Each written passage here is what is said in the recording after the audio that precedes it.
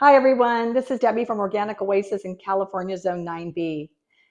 I made a video on harvesting and dehydrating our wonderful spearmint from our garden. And now watch this video to find out something quick and delicious you can make with it. And today we're in the 90s here, and boy, do I need this. Stay tuned. So all you need is a little bag, a glass jar or pitcher. I have a glass 1-gallon ball jar, a lid for your jar, your delicious dehydrated tea. This is my mint that I dehydrated on May 25th, and a measuring teaspoon.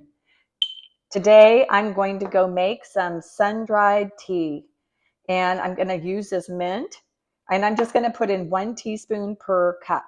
So a gallon, 16 cups. So I'm just going to put in 16 teaspoons.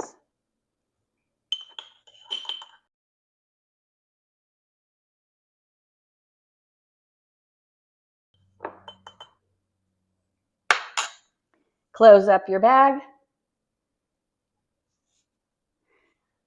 Drop it in your jar.